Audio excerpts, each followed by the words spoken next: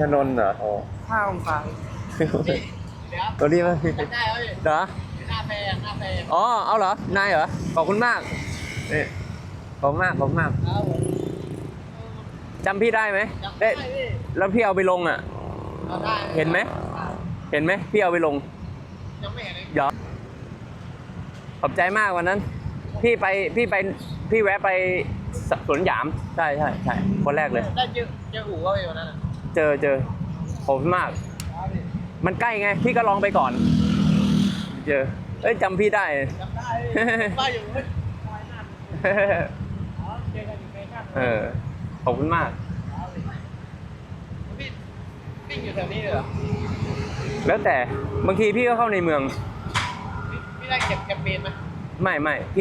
พี่ทำงาน5 โมงเลิก5 โมงแล้วก็พี่ขับต่อ ขับเสริมโอเค